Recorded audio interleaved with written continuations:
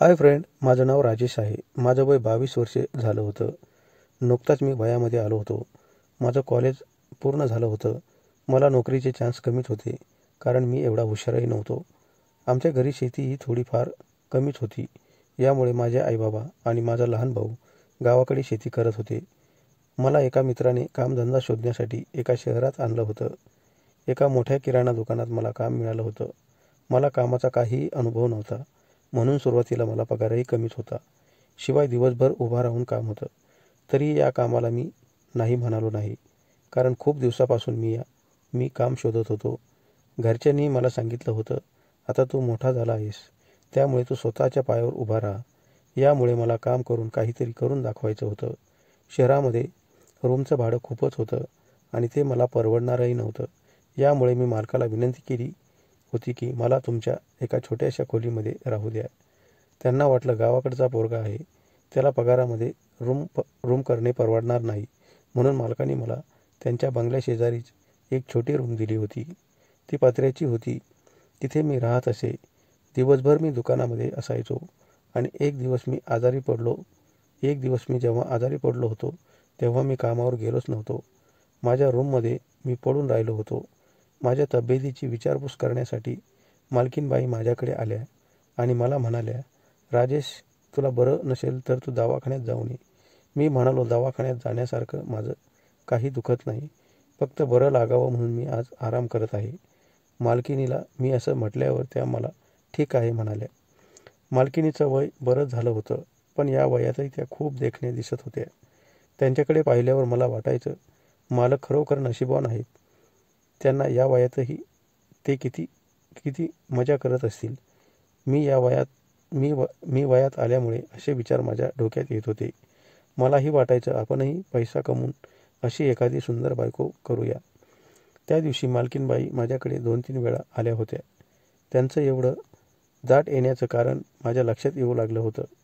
त्या यायच्या आणि थोडा वेळ गप्पा मारून माझ्याकडे वेगळ्याच नजरेने पाहून जायच्या.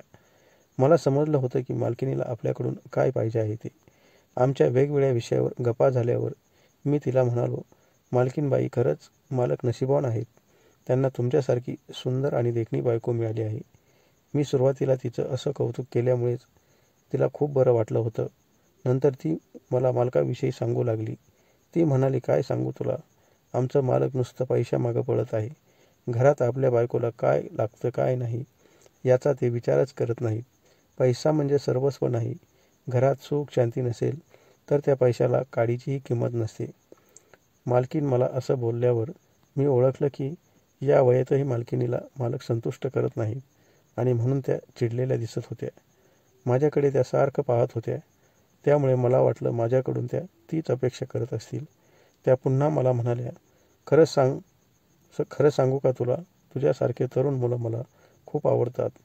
असं वाटते सारखं त्यांच्याजवळ राहून गप्पा मारत बसावं आणि बरंच काही करावं. त्यांच्या या बोलण्यावर मी पटकन म्हणालो, मालकीनबाई, तुम्हाला जे हवं आहे ते मला सांगा आणि यासाठी अजिबात लाजू नका. तुम्हाला ते लागत असेल तर मी त्यासाठी तयार आहे. आपल्या वयात अंतरही खूप आहे, म्हणून काय झालं, शेवटी ती एकमेकांची गरज आहे आणि ती पूर्ण केलीच पाहिजे.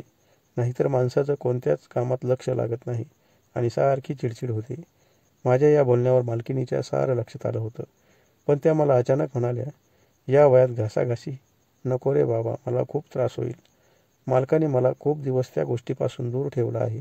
त्यामुळे आता माझी खूप इच्छा आहे, पण मला त्रास होईल आणि तू नवीन असल्यामुळे तू अजिबात दम काढणार नाहीस. त्यामुळे मला त्रास होऊ शकतो. तू जर त्या गोष्टीचा हळूहळू उपभोग घेतलास तरच मला बरं वाटेल. तू अजिबात घाई करू नकोस. आपल्याला वेळ लागला तर लागू दे. असं म्हणून त्यांनी मला त्यांच्या बेडजवळ आणलं आणि माझ्याकडून बराच वेळ ते सेवा करून घेतली होती. बराच वेळ मला ती संधी मिळाल्यामुळे मालकीनबाई संतुष्ट झाल्या होत्या आणि मलाही खूप छान वाटलं होतं. मालकीनबाईला माझ्याकडून त्याची सवय लागल्यामुळे त्या मला रोज दुपारी बोलून घ्यायच्या आणि मला रोज एक संधी देऊन माझ्याकडून चांगलीच मजा करून